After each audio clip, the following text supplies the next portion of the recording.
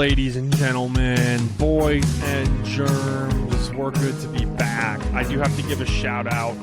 I like starting the pod with music, and for just legal reasons. This is my friend Luke Olweiler. We've been playing his music from the All Right EP. Go give him a listen if you like the snippets you've been hearing. This EP is really good. He goes under the name Olweiler. So I do have to give him a shout out because I'm stealing his music in order for my podcast, but I don't care because we're good friends. He was in my wedding. I am, of course, your best friend, Fancy Trash Can, next to Captain Broken Thumb, a.k.a. Captain Boring. This is, of course, the 4th and 1 podcast, anchor.fm/4th and 1, Instagram 4th and 1 podcast, and live from Lancaster and Lidditz, Pennsylvania, as always, brought to you by you, the listeners. Makai was in a car accident. There you go. I explained it all. Go look at his Instagram. We're going to drop it and move on. We got a full slate of games that Micaiah only watched. We're going to just start it off, and then we'll jump into Micaiah. All of my 5 games that I picked last week that I were for sure a lock were not. The only one I got right was the Jayhawks. Shout out to Billy Leipold. Nope, Lance Leipold. Lance Leipold. We always do that. I'm thinking of Billy Napier. Yep. Which is a Florida thing, which we'll come back to. Let's start. Kansas is leading the Big 12. Yeah, baby. Kansas. 3-0. Do you know that they haven't won more than 3 games in 13, since 2009, I believe, in 13 years? They can go for 4 against Duke, and now I got a sub thing. All 4 basketball blue buds, so that is Kentucky, North Carolina, Kansas, and Duke. For the first time in college football history, have started 3-0. Wow. Yes. We're at 2 sports school, everybody. Before we get, do you want to touch on Kansas besides good job, guys? Well, I think that I think it's excellent. I actually think the bigger story here is Houston, my dude. They had players fighting on the sidelines. Like, their own players were fighting each other on the sideline. Dana Holgorsen took more money to go to Houston from West Virginia, and the program is no worse, but definitely no better. I definitely had higher expectations for them. I think everyone knows that, our avid fans, listeners to the podcast. But yeah, my dude, you didn't. However, your Kansas pick, I put in a parlay with the Michigan over and the Iowa under, and I hit it. So nice. Kudos to you. I hit that. Listen, I didn't do very well either. I went 2-3 again. I am now 10-9 on the year, still making you money overall. But sorry, go ahead. So, some of my other picks that I've given people, like last week, LSU, I picked the over Michigan, UConn, the Nebraska plus 10 did not hit at all. We'll get into that. In the over, USC Fresno didn't hit either. But my others are getting in there. So we are giving people good options. It's them. They got to choose. For the record, okay, Air Force Wyoming, Friday night. Shout out to Wyoming, way to win, but 17-14 was the final score of that game. Yeah. I'm trying to remember. Oh, I have FanDuel up right here. Did Western Kentucky and Indiana not hit the over? I don't think I made that bet. Yeah, you said Western Kentucky over. Oh. So you pick Western Kentucky to win over the 61.5. They didn't win. They did not win, and I don't have the final score, which sucks here. But I it think was another 3 points. Let me see if I can find it real quick. They played Indiana, so I just have to look down here for. There it is. It was it was probably a 65.5 over. They only hit 63. But again, 3-point victory. You have, because I took notes. Yeah, you had them over 61.5. Oh, so well, good for me. That. Yeah, you I hit didn't that. bet so that. You got 2. I've been betting straight up. That's my issue. I didn't actually bet that. Okay. Well, That was a side bet that I was giving people. And Yeah. UTSA also lost. That was not by 3. But that I didn't make that bet. And SMU and Maryland, I believe, was also by 3, if I'm not mistaken. It was only the North. It was only by a touchdown, yeah. The North Texas game that I was off by. So, if you bet the over-under or all those separately, I made you some money, but not a big deal.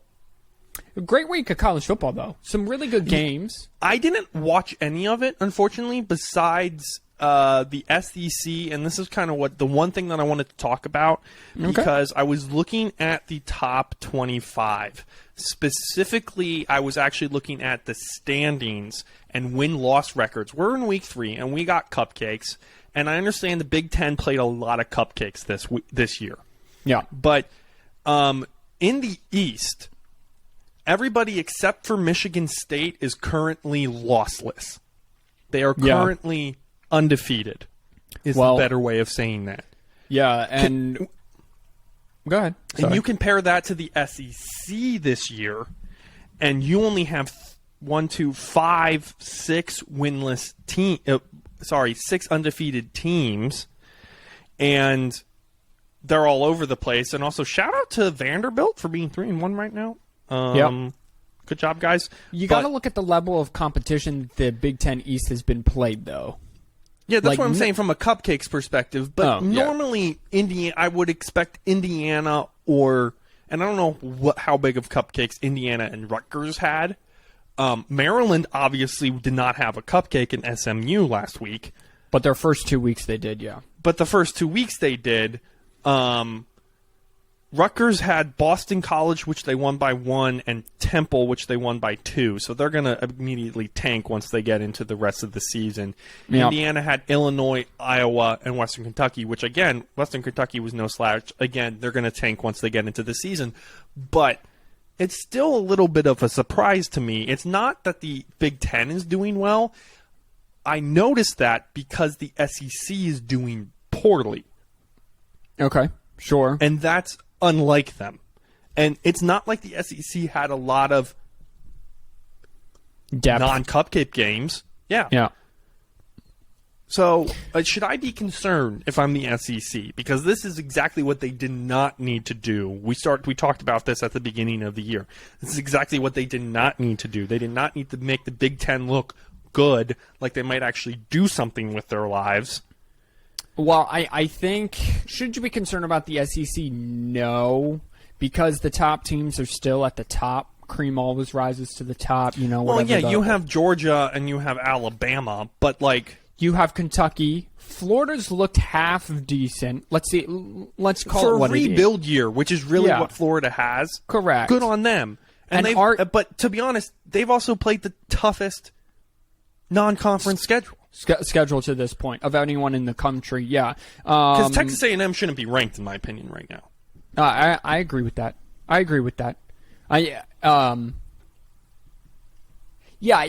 don't know. I think it's a little of this, little of that. I think you are catching them on a year where the SEC are actually kind of playing games that want to be watched on national television, whether that Utah, Florida, Texas A&M, Miami from this past weekend. Florida, Kentucky kind of played each other. Now they're in the same conference, but I don't think you should be concerned about the SEC. What I think where you need to go is, I think the coaching is better in the Big Ten top to bottom. So every single year, and the longer a coach is with the program, as we all know, as long as he's a good coach, your team's going to get incrementally better. Not make huge jumps, as we have seen from Harbaugh, but teams let's go to the SEC, and let's look at all the teams doing well right now. Georgia, Kirby Smart's been there 5+ years, I believe. Yep. Nick Saban, obviously, been around. Kentucky, there's the one I want everyone to see. He has been getting incrementally better every single year, to the point now that when the players basically run the organization itself. They get new recruits in, players set the standard. This is the standard, this is how we train, this is how we study, this is how we go to class, this is how we condition, this is how we sleep, etc., and then this is the way we play on Saturdays. Yeah. He no longer has to preach the message because his players know it, seniors take over, etc. So I just think that the SEC, there's a bunch of coaching turnover as well. You sent me a thing in the offseason. The Big Ten was the only conference at the time that had not changed coaches, did not make a new coaching hire. It was all the same coaches from the previous year, and all of them have been there at the time 2+ years. Now, Scott Frost got fired, so things will kind of change a little bit at Nebraska. But I just think it's a product of coaching longevity. Sure. And in the SEC, because of the Alabamas, the Georgias, you have to compete right away because all the money that's in the South. Yeah. There's more coaching turnover. Yeah, that's fair. And I also think expectations are higher in the South. See Texas A&M, honest with you. If he does not, he better lose one game. If not, Jimbo Fisher might be out the door at the end of the year. Could be. With the amount of money that they spent. You saw that Arch Manning, for him and 7 other 5-star recruits, Texas spent like $300,000 on one recruiting thing. Yeah, in one recruiting weekend, for Arch Manning alone, they spent $180,000 in dinners, hotels. The rich get richer. Not against the rules. I know. College, even before NIL, colleges were doing this, but yeah, it was mind-boggling. You got that oil money down there in the South. I guess. Speaking of Texas A&M, they take on number 10 Arkansas. That's 7 p.m. on ESPN. I'm assuming that's in Arlington, Texas, AT&T Stadium. I'm assuming that's, if it's the 7 p.m., it's Ohio State, Wisconsin that they'll be. You bet. Game day is going to be at. There's no way that game day is not going to Arlington. Game day is not going to Arlington, not going to Ohio State either. Where are they going? Well, they are on my list. It's a ranked versus ranked matchup. Okay. Let me guess. All right. Is it the LSU game? Nope. Okay. Are they playing? Is LSU ranked first ranked this week? I have no idea. I just looked at your notes real quick and guessed based off of everything. I have no idea. Who is it? It is number 20 Florida at number 11 Tennessee. All right, then we're going to start there with this week's because honestly, I'm looking at your list. This is the big news here, real quick. I would like to talk about some of it. I think my quips are funny. Okay, well, your quips are funny. Herm Edwards gets fired at ASU, probably for the best. They probably should have fired him last year. Correct. I want kudos because I called this. I said yes, you did. Arizona State season is going to go one of two. I didn't even say it's going to go one of two ways. I said it was a dumpster fire waiting to happen. Yeah. They lost to Eastern Michigan on Saturday, which triggered this. Yeah. And now here we are. Also, shout out to Eastern Michigan. We got to go up to the MAC here real quick. Eastern Michigan is 2-1. So shout out to them. Good for them. Shout out to them. The MAC is looking horrible this year, by the way. If you're a MAC school, I am sorry. Is the Fun Belt the best Group of 5 conference this year? Okay. Here's the thing. Since we're here. Okay. We're here. I don't even think this is on my list, but let's talk about it. It's not, anyway. but it should be for one reason and one reason alone. Okay. And here is Simeon's. I'm going to do it. This is Simeon's upset of the week. Oh. Dun, dun, dun. Appalachian State is playing James Madison this week. I like this. Yeah, And I like this, actually. Appalachian State is favored by a touchdown. Here's the deal. James Madison has played 2 games so far, okay? And remember, Appalachian State beat Texas A&M and Troy, but they lost a rager to UNC that was honestly pretty close. They probably could have won it, okay? Might have been the game of the year, yeah. Yeah. Here's the deal. James Madison has 505, averages 505 total yards of offense. Yeah, they're cleaning while only giving up 165. Ladies and gentlemen, First of all, the over-under is at 58. I'm going to guess they're going to go over on that. Second of all, it's going to be a 3-0 FCS to FBS school winning this. There is, because I think it's, I think James Madison. No, they're at App State. Oh, that hurts it. No, listen. I'm going to defend you here because this is one of my other picks. No. It's still gonna be a win for James Madison. It's just not going to be as much of a win as I thought it was going to be. So here's the thing. Do you know how App State won on Saturday? Against Troy? Oh, yeah, on the Hail Mary. On the Hail Mary, right? Yep. Game day was there. It was after they beat A&M. Troy comes in there, takes the lead. App State wins on Hail Mary. Listen, I want you to think.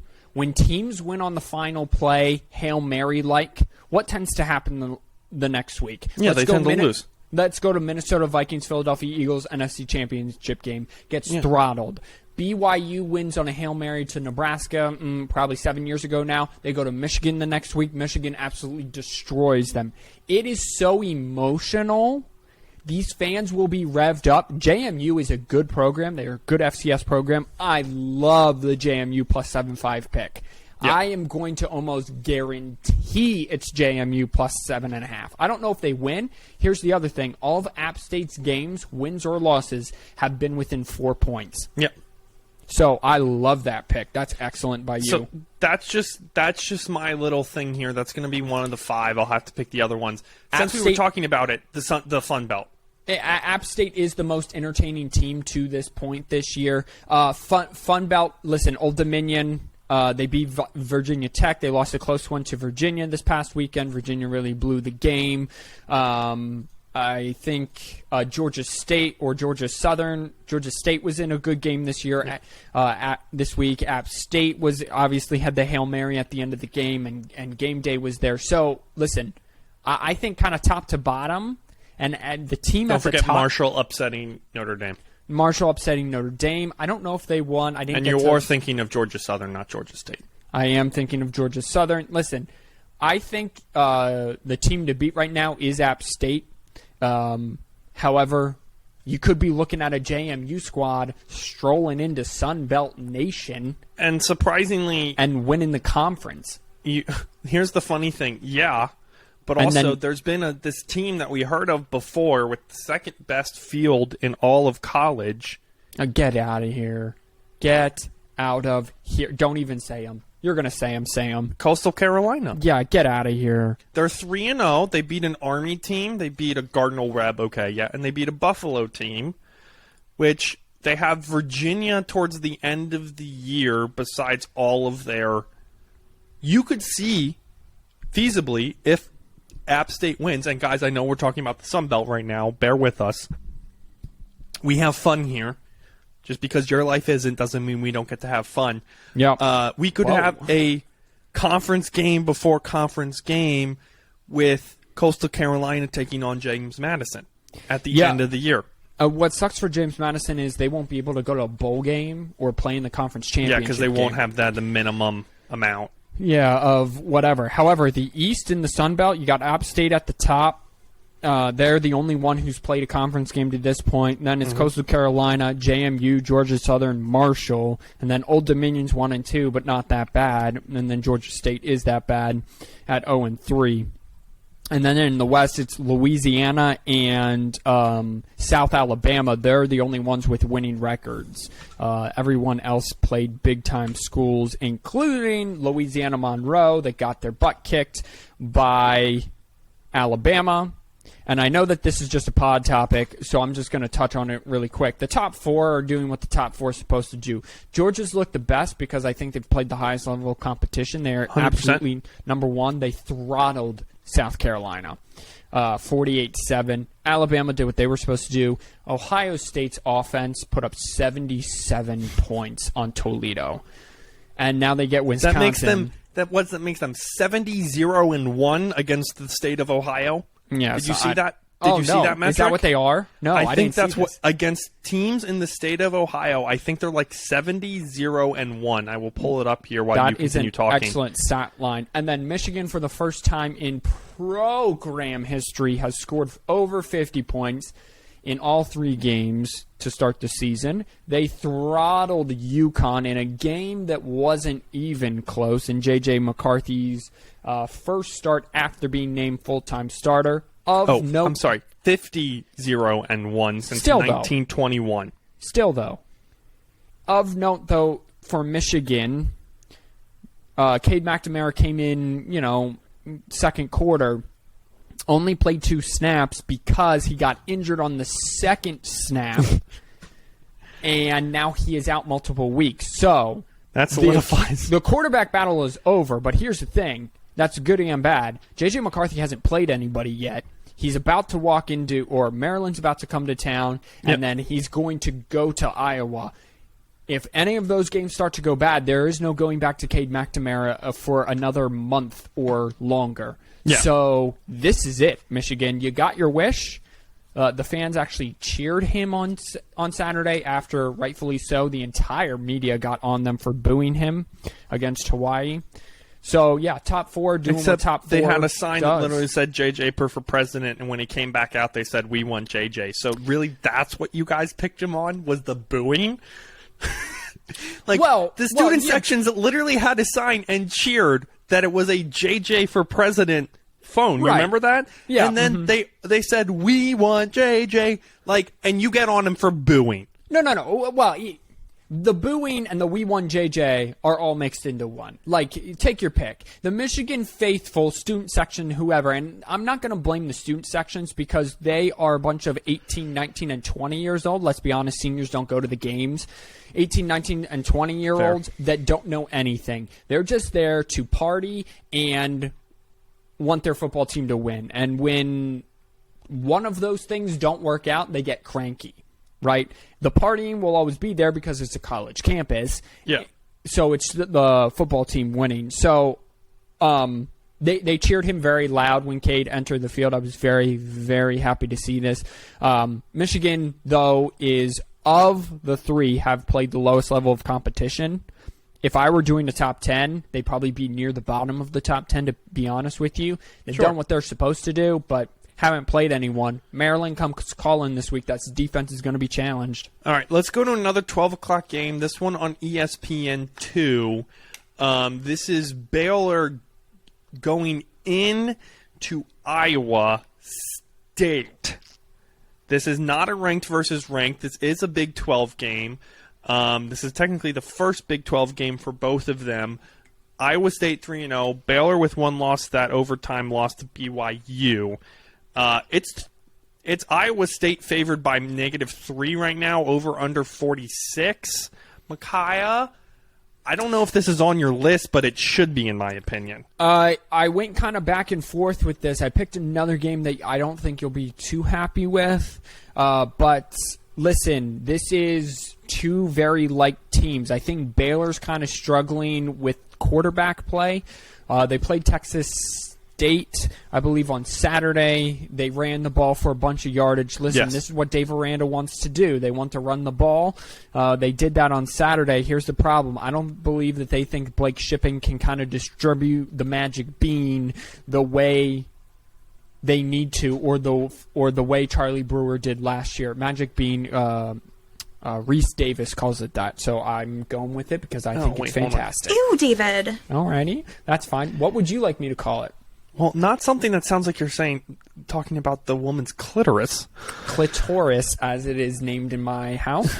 Again, humans are pretty dumb. That is fair. Shout out to the out to the sound bites for coming back for the first time in 3 weeks. Where's this game at? It's at Iowa State, right? This is at Iowa State, correct. Yeah, so Jack Trice Stadium in Ames, Iowa. Listen, Matt Campbell, I don't know how maybe he doesn't want to leave. I don't know how he hasn't gotten a big time. Because he was bad job. last year. That's why. But he wasn't up to expectations, but Iowa State was Kansas. Iowa State did not win over 4 games for ever. I mean, you would know I wouldn't. Yeah, and I'm telling you,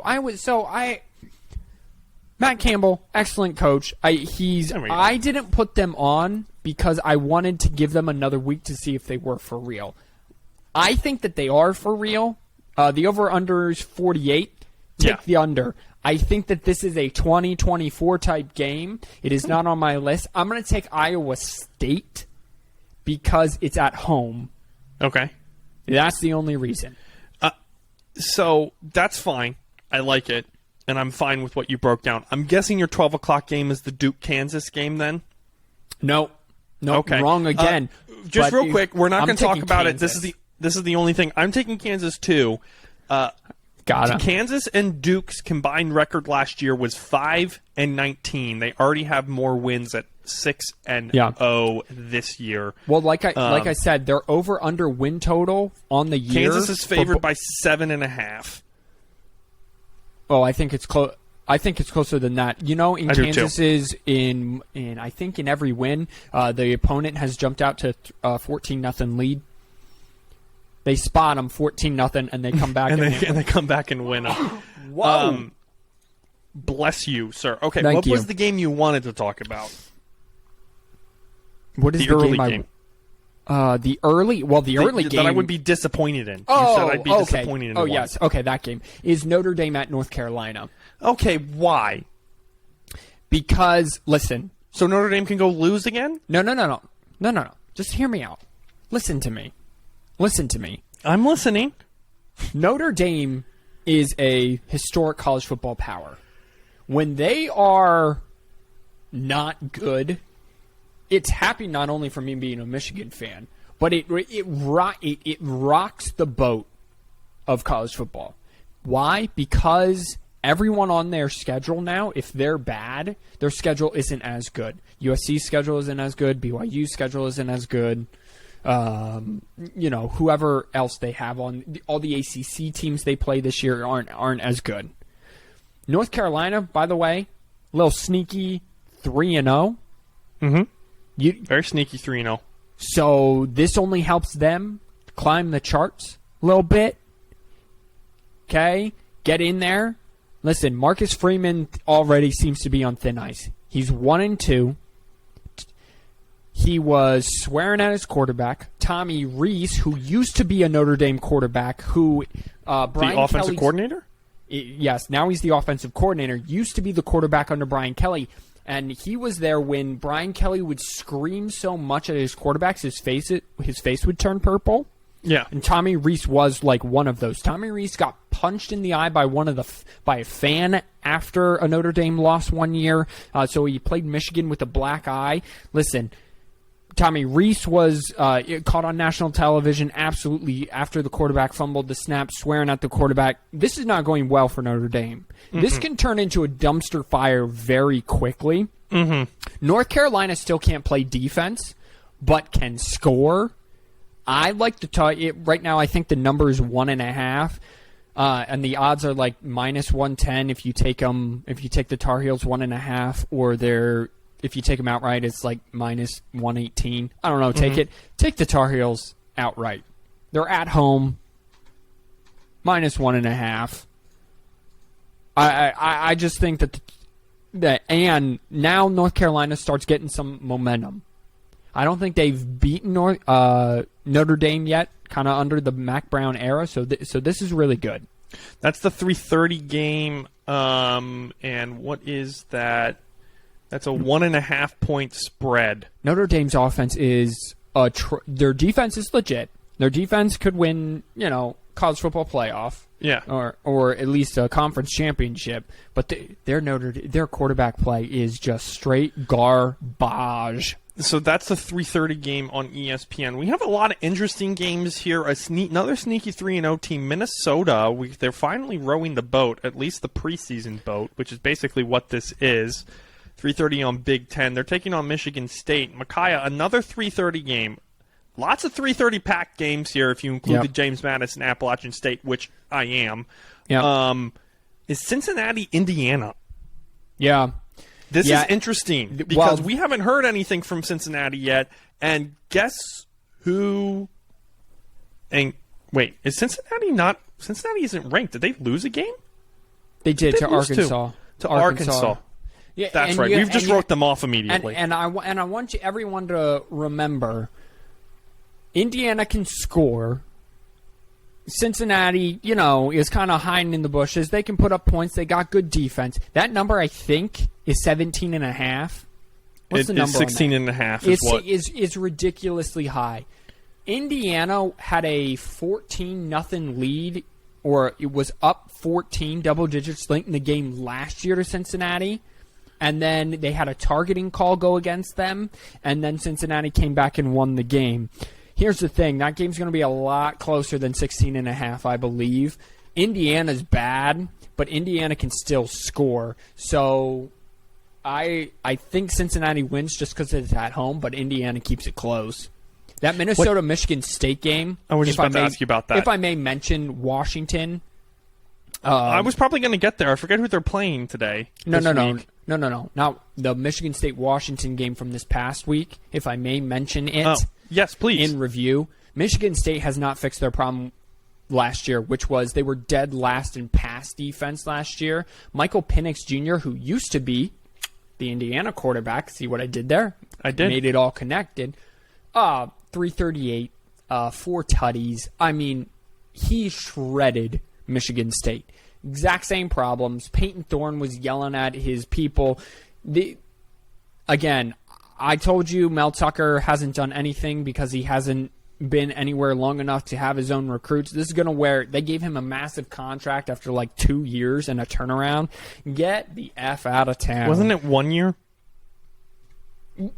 Yeah. Well, halfway through the year last year, they gave him a massive contract. That's right. Here's the problem. He's a defensive-minded head coach that hasn't fixed his secondary. So that'll bode well for him all season long. Listen, I'm looking at the Minnesota Golden Gophers right now. Okay. I'm as well. They have one of the nation's leading rushers, and he's also tied for first along with Blake Corum for most rushing touchdowns, which is 7. Minnesota they can run the ball. Yes, they can. Because their quarterback can't throw it, really. I mean, he's 38 for 53 on the season. They don't throw it a lot. Yeah, they don't, but they do in their 4 games, Colorado, Western Iowa, and New Mexico State. So not really necessarily quality opponents. Right. They're averaging 547 total yards and only allowing 170. Minnesota is favored according to the spread, but in the power index, they're losing this game. I think the power index is very wrong in this case. Where's this game at? I think it's at Michigan State.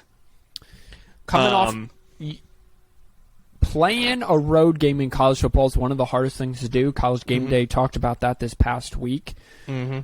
Very tough to do, especially coming after a blowout loss on national television like Michigan State is. Again, I think that's why it kind of swings the power index, the football power index. Listen, I'm with you. I like Minnesota. Minnesota is very balanced. However, one of their top wide receivers just went down for the year with an injury. So, who knows? But again, their pass defense has not been improved. It wasn't just Washington. You're talking about Michigan State? I'm talking about Michigan State. So what makes me think that Minnesota won't go up there and just shred their secondary again? Right. I mean, Michigan State should have had 2 or 3 losses last year and not made a New Year's Six. They should have lost to Michigan. They lost to Purdue. They lost to Ohio State. They should have lost to Indiana, I think, last year. So get out of here with this Michigan State hype. I'm not talking about you. I'm talking about in general. Yeah. There's not too much. There's a few Oregon's playing. Oregon got ranked just because they beat up on somebody. Congratulations, BYU, guys. which I have Oregon shows why they're ranked, but still, the way they looked, I mean, they're just making Georgia look really good. Here's the thing. I don't know if I have Oregon on here. I thought, okay, here, they're in my others, so may I? Yeah, go ahead. Bo Nix has and forever will be 2 different quarterbacks throughout his career. He is Jekyll, Mr. What is it? Mr. Dr. Jekyll and Mr. Hyder. Dr. Jekyll, Mr. Hyde. Thank you. He is Dr. Jekyll at home, and Mr. Hyde on the road. Whichever one is the bad one, he's that one on the road, okay? They are on the road at Washington State. That already went on the road to Wisconsin and won. I believe they won last week. Their defense is legitimate. Bo Nix is completely different. Washington is getting 6.5 points at home, coming off of a big home win Oregon is. You're telling me Washington State can't cover? Love that line. That is a really good cover. Also, for the record, all of Michigan's opponents have looked like crap this year. Their non-conference opponents have looked like crap this year. Washington State, do remember 2 weeks ago, did beat Wisconsin by a field goal. But now they just lost to Tulsa, right?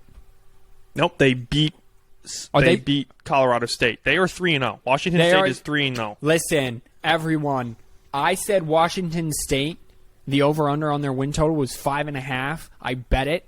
I'm waiting for that to cash because I think they are a 6-win team definitely. I think they get Oregon on Saturday. I really do. Oh, wow. Mackay calling an upset. Listen, this is not new information. Bo Nix has done this for 3 years in a row. He is a far different quarterback. He turns the ball over at a high clip on the road. Going on the road, Washington State. Fans are going to be crazy on the Palouse. All right, I'm a little hungry, so we're going to speed up a little bit here. Not that we need to. Texas A&M, 7 o'clock. There are a few late games. This is just one of them I want to talk about. Yep. Texas A&M, Arkansas. I'm assuming you have something on this because why wouldn't you?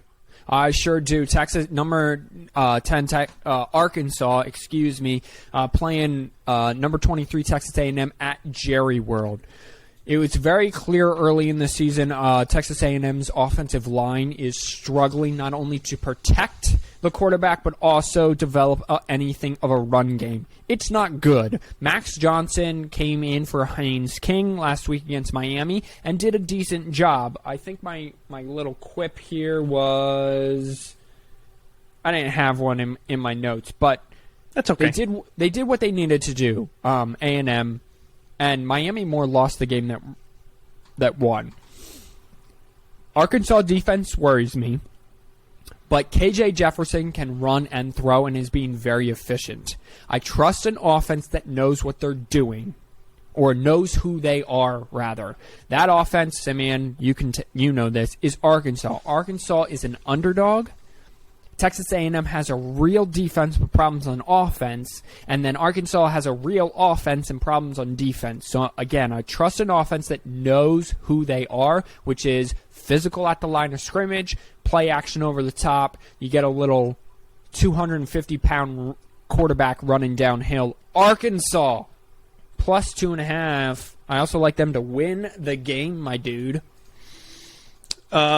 The other one that I want to talk about is USC going into wherever Oregon State is and playing Oregon State, who's currently undefeated. This is kind of their first, quote-unquote, real competition. Granted, I mean, Oregon State's wins are kind of beside Stanford, and Oregon State's they have quality wins. They're not the Fresno State, Boise State, and some other school that we don't care about. So this is 9:30 on the Pac-12 network. Yeah. Any thoughts whatsoever regarding this? My only thoughts are, how good is USC's defense going to be? They did much better last week against Fresno. Mm-hmm. Now the quarterback for Fresno, Jack Haynard, went out with probably a season-ending injury, broken leg. He was probably the best quarterback no one ever heard about. Oregon State can score.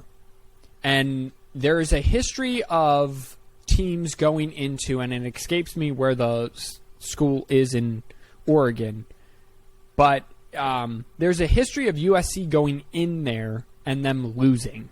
I think that they're going to score a lot of points because Oregon State gives up a lot of points, but it's another test for me to see just how good USC's defense is going to be. So don't watch the offense. Offense is going to score a bunch. How good is USC's defense going to be?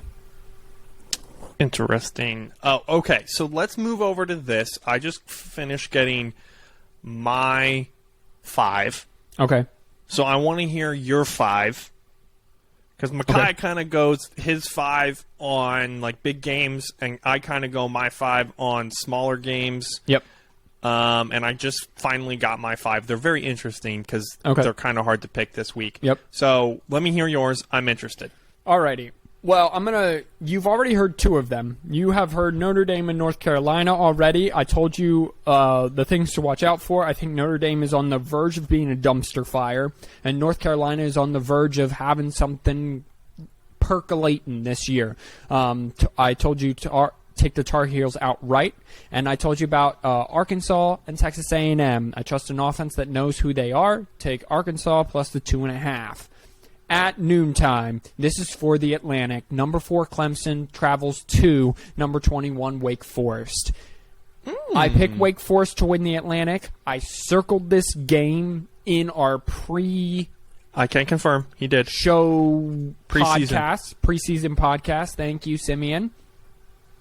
Wake Forest got knocked on their defense a lot last year. Statistically, and I said Clemson was going to have one of the best defense in college football. Statistically, they are the same defense, Clemson and Wake Forest. Statistically. Offensively, though, Wake is so much better. Wake is a home underdog.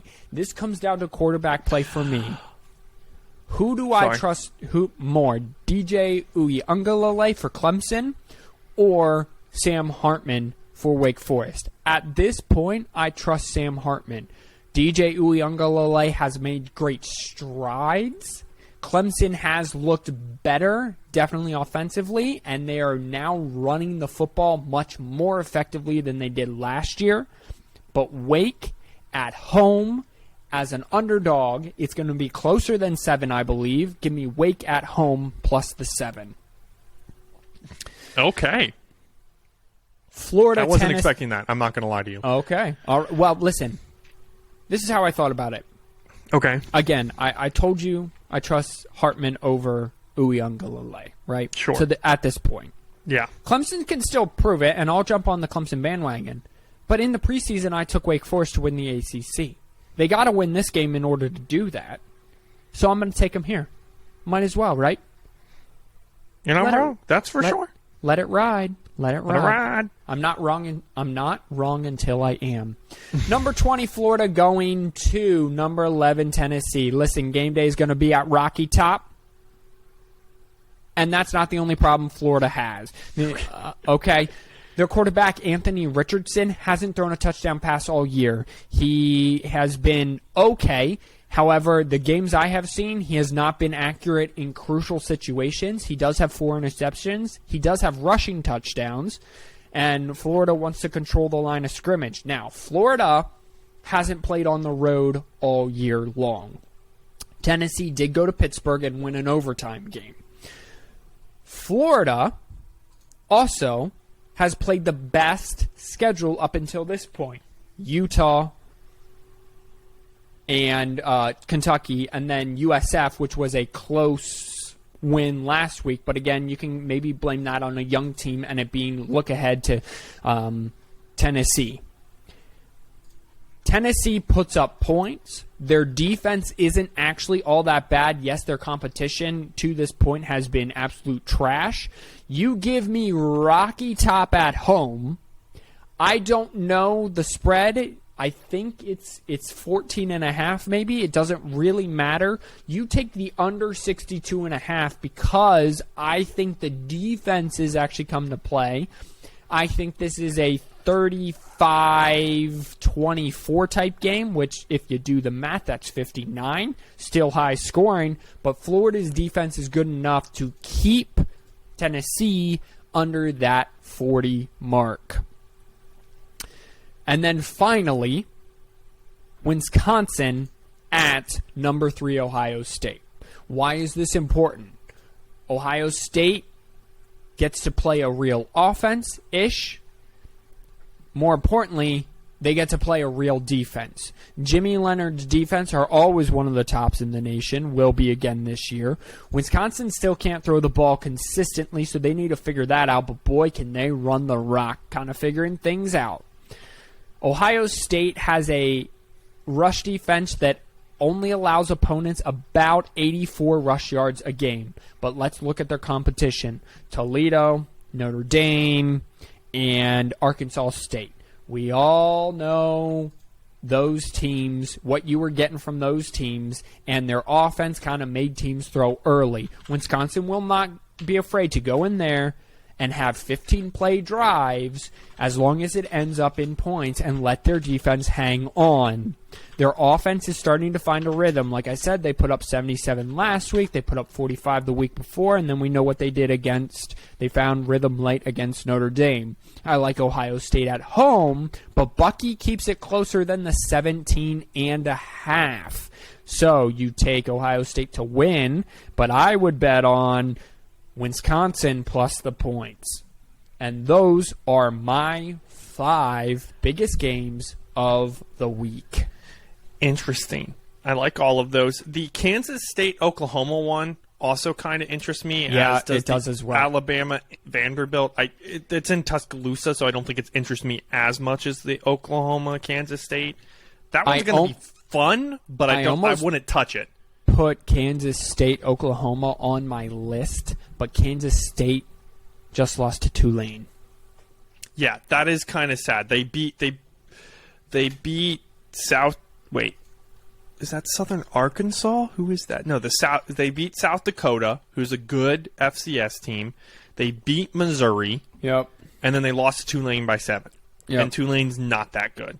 Yep. So maybe, but if you want to bet it, bet them plus 13. I would. But again, that defense that Brent Venables has come in, he's kind of changed the culture, at least early on. By the numbers, Kansas State has a better defense than Oklahoma does.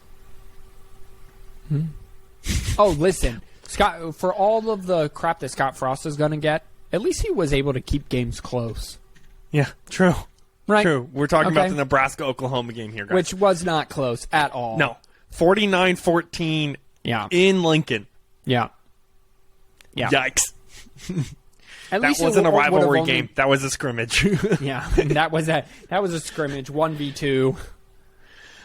Okay, so here's my 5, and I had to call an audible here. They're very interesting. So we talked about 2 of them already, just like yours. Okay, all right. I'm taking Kansas over Duke. Now these are just outright bets, and I have to find the Kansas versus Duke game. It's 7.5. I think you could technically take Duke plus 7.5. I think this is going to be a close game. Did you say you took the under? No, this was not. Over under is 66. I think Kansas is on more of a roll, and to be honest with you, I trust Kansas more than I trust Duke, and that's the only reason I'm picking them. They're also favored in the power index. And they've had better wins, in my opinion, than than Duke has. So, yeah, I don't need to say much more. These are the other ones. You'll like this one. Toledo beating San Diego State. You're welcome. The Fighting Brady Hoax. Here's the deal. Toledo's only getting negative 2.5 points after getting stomped by Ohio State. But Toledo scores more. Granted, against... well, here's the deal. San Diego State lost to Arizona. That should be all I have to say. You lost to Arizona. Move on. Okay? Next. Moving on. So I think that's an easy one. Literally take Toledo minus the points if you want to make less money than just betting on them outright. UNLV over Utah State. Why this game is so close, I have no idea. I'm trying to pull it back up. That's a Saturday at 7 p.m. game. It's 2.5 points. Utah State is averaging 14 points a game. So, first of all, over-under is 60. Probably bet the under on that. UNLV has beat up most of the teams that I've talked about before. Again, if you want to make less money, take UNLV minus the points. You'll make more money just betting on them outright. And if you put them in this parlay like I am, you're going to make all of the money. Obviously, James Madison at Appalachian State. That's my only question mark that I have. they're not favored. Appalachian State is favored. Thank you. 7.5 points. It could go either way for me, but I think it's going to be an upset, and that's why I'm betting on it. Plus 225 on the upset, and to me, it's kind of like the clearest upset that we have this week, if anything's going to happen. And then lastly, this was my thing. I was going to originally pick Air Force. These are Friday night games. I was going to pick Air Force over Nevada, and then I saw that they're favored by 24.5 points. So did not pick them. Instead, for some reason, again, I don't know why this is the case. Coastal Carolina is only getting 2.5 points to Georgia State. Georgia State's in the basement right now. It's Georgia Southern who's doing good. Yep. Mm-hmm. So minus 137, unfortunately, but you get minus 110 on the spread. So it's Coastal Carolina plus the spread, or minus the spread, technically. Yeah. And on the money line, if you put those five together, it's plus 2,005. Oh. I think I'm going to hit, to be honest with you, I don't think I'm going to hit all of them. I'll be happy if I do. But I think I'm going 3-2 this week. Yeah. Those aren't bad.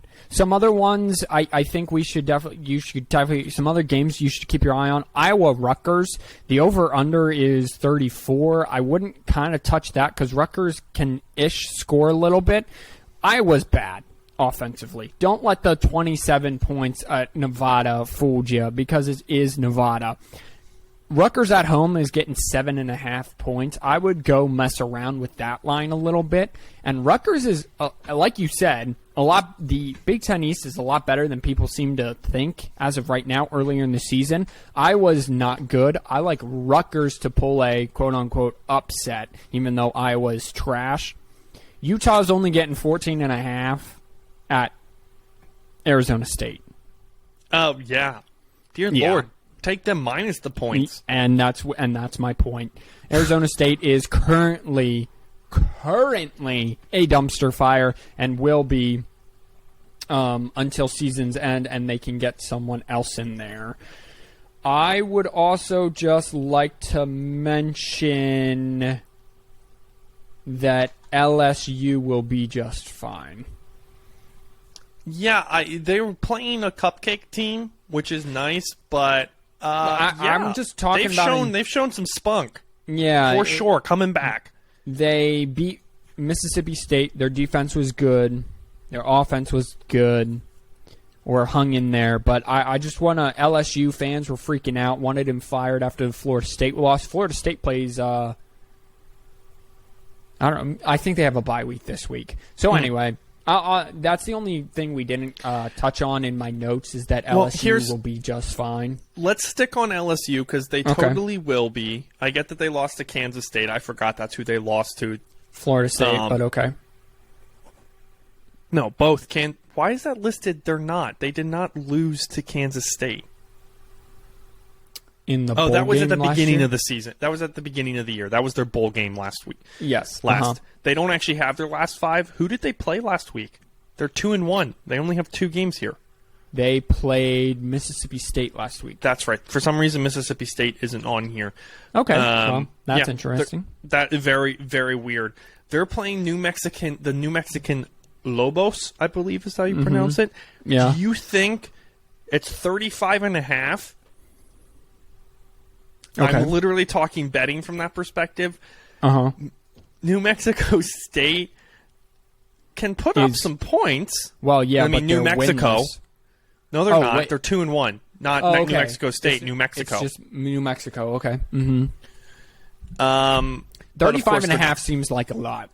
That's kind of my thought process. After too. a big night home win, little sleepy. Maybe not all the fans come. I don't know what time's the game. Does it say? It's a 7 o'clock, 7:30 Eastern. Oh, so it's another kind of late kick, but still against a sleepy team. I'd probably take New Mexico kind of plus the points there. You get minus 105 for, and I'm just wondering because I have no idea. Okay, so you're losing money. So after week 4. This is when what I would like to do is I would like to do a top 10 after week 4. I think that's fair. We're going to settle out. You really kind of figure out who's who and what's what. At least you get a good handle on it as my alarm's going off to give my dog his medication. Listen, we're going to find out whether Clemson's offense is actually good and how good their defense is. We're going to find out about Clemson. We're going to find out about Tennessee. We're going to find out about Arkansas. We're going to have Ohio State gets a chance to check another box as well. We're going to find out if Notre Dame's actually dumpster fire. We're going to find out if Oregon's legit or if they're just fake, as I believe. Listen, Michigan's facing a quality offense, so we're going to find out if their defense is actually good, and they're actually playing a Big Ten defense. So we're gonna find out a lot. Yeah, and I'm excited for it. But next week, let's do a top 10. Let's do a top 10. I'm feeling it, but this is when we're going to find out. The things start to settle now. We start to get a picture. Yeah, and a pretty good one in my opinion. I will obviously be out this weekend. I'll be watching it, but I'm going away on a little boys trip this weekend up north, so I'm excited to watch football, fish, and drink beer. Probably is what's going to be happening. Oh, okay. But on that note, we're going to wrap it up here. Yeah, because we've given you all the information you need to make money and sound smarter talking to your friends when you're talking college football. So 4th and 1 podcast, again, brought to you by you guys. We're going to see you guys next week. Wash your hands, you filthy animals.